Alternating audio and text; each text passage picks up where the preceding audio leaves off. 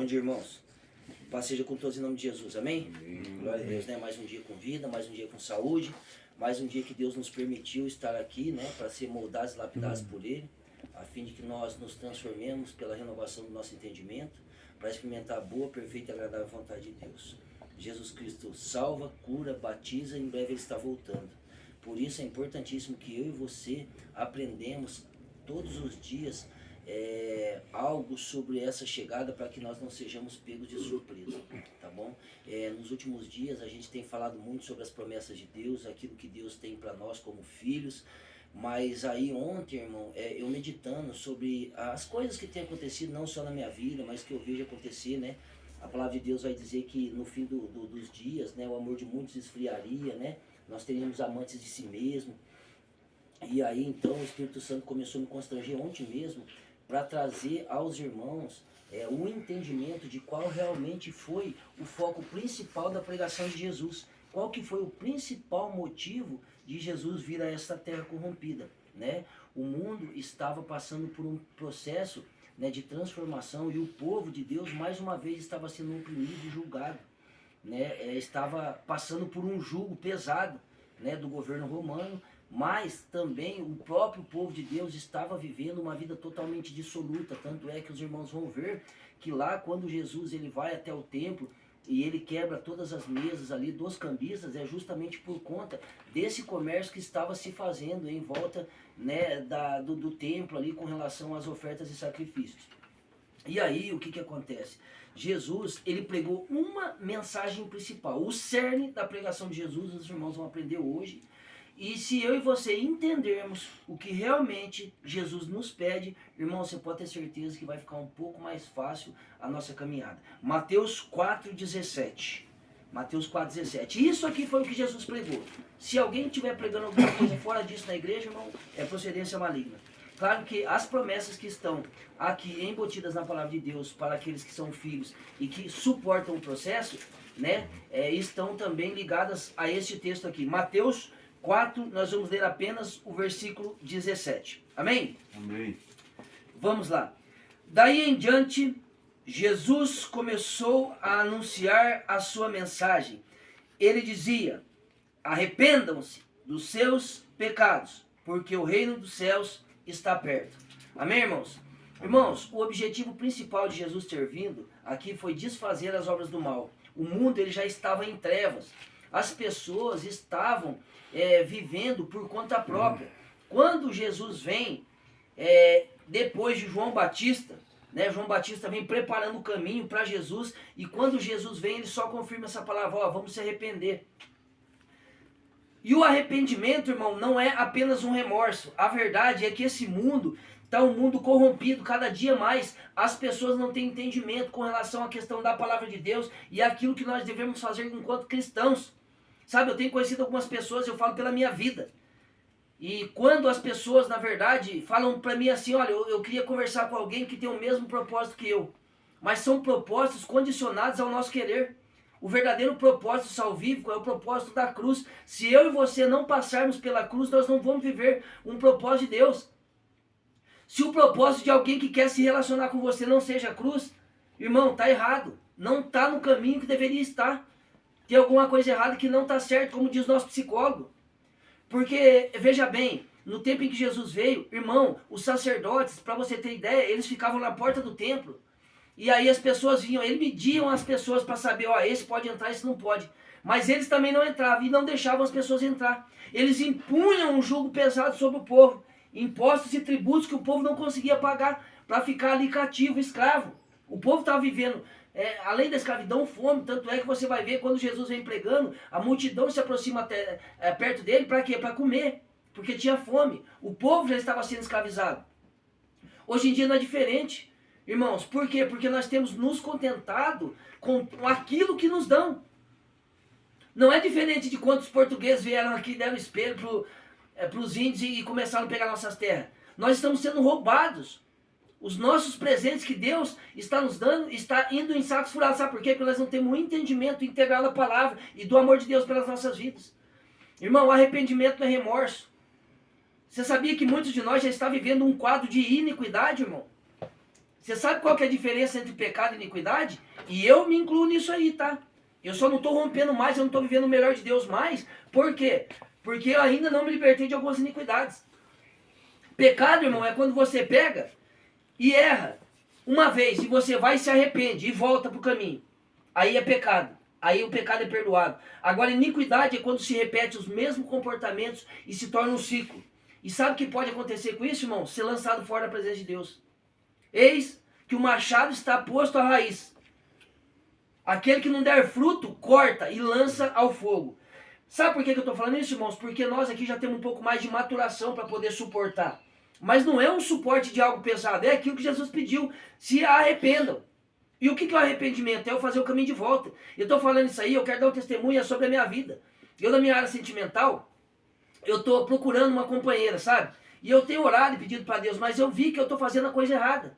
Porque todas as pessoas que eu conheço falam assim, eu quero alguém para unir um propósito. E quando eu falo que o meu ministério, o meu chamado é numa comunidade terapêutica, que nós tratamos com pessoas em vulnerabilidade social, nós tratamos pessoas que estão sofrendo, passando por problemas, automaticamente já não é o mesmo propósito. Mas espera aí, então que propósito que é esse, irmãos? Se o evangelho da cruz é um propósito onde a gente tem que se unir. E as pessoas querem escolher ministérios dentro da igreja, querem holofotes, querem estar com pessoas de alto gabarito. Ninguém quer sangrar pelo evangelho. Ei, Jesus, ele não trabalhou. Sim, Jesus visitou pessoas ricas, importantes, sim. Mas Jesus trabalhou com o povo, trabalhou com a multidão, libertou cativos.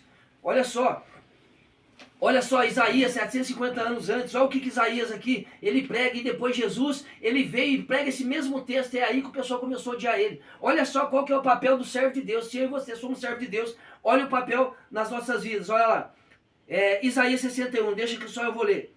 A salvação de Israel, olha só o objetivo que ele pregou que Jesus viria. O Senhor, Deus me deu o seu Espírito, pois ele me escolheu para levar boas notícias aos pobres. E me enviou para animar os aflitos, para anunciar a libertação dos escravos, a liberdade para os que estão na prisão. Ele me enviou para anunciar que chegou o tempo em que o Senhor salvará o seu povo, que chegou o dia em que o nosso Deus se vingará dos seus inimigos. Ele me enviou para consolar os que choram, para os que choram em Sião, uma coroa de alegria em vez de tristeza, um perfume de felicidade em vez de lágrimas, roupas de festa em vez de luto. Eles farão o que é direito, serão como árvores que o Senhor plantou para mostrar toda a sua glória. Eles reconstruirão casas que haviam caído e cidades que tinham sido arrasadas e que muitos anos estavam em ruínas. Meu povo, estrangeiros virão e cuidarão das suas ovelhas, das suas plantações e das suas parreiras, e vocês serão conhecidos como sacerdotes do Senhor. As riquezas das outras nações serão de vocês, e vocês se orgulharão de serem donos dessa fortuna. A vergonha e a desgraça que vocês passaram era 2 vezes mais do que mereciam, mas vocês viverão num país onde receberão o dobro de riqueza e serão felizes para sempre. Esse foi o objetivo de Jesus ter vindo, irmãos. Agora deixa eu falar para os irmãos, por que muitas coisas não estão acontecendo nas nossas vidas? Porque não tem arrependimento. Nós não temos entendimento. Nosso entendimento, irmão, ele está deturpado, a nossa identidade está deturpada. Nós estamos cometendo muitas heresias, por quê? Porque nós não lemos. Nós não lemos a palavra de Deus, nós não buscamos conhecimento do alto, do Espírito Santo. Eu vejo aqui, quando eu pego os irmãos falando de qual é o melhor medicamento para uma comorbidade, eu me assusto cada vez mais. Porque já foi, irmão, quando eu e você vamos entender que já foi batido o martelo com relação à dependência química? Não tem, morreu, lenta, progressiva, fatal, já era. A ciência já classificou. Mas nós cremos num Deus que pode erradicar essa doença através da nossa mudança de comportamento, mudança de mente e aceitar aquilo que Jesus tem nos proposto. Mas aí, irmão, que é o difícil, sabe por que as pessoas não querem seguir Jesus?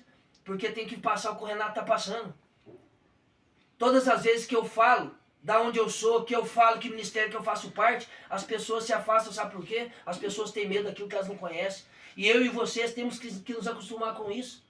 Por isso que nós não rompemos, porque nós queremos nos esconder numa aparência que não é nossa. E agora o Espírito Santo foi ministrando no meu coração, falou, cara, mas é para isso que você foi levantado. Se você não representar, se você tiver que ficar sozinho, se você tiver que ser abandonado, esse é o evangelho da cruz. Só que as pessoas, elas querem status. Né? Ninguém quer ficar aqui no holofote cuidando de ovelhinha ferida. Ninguém quer. O pastor João quer, o Luciano quer, Renato quer.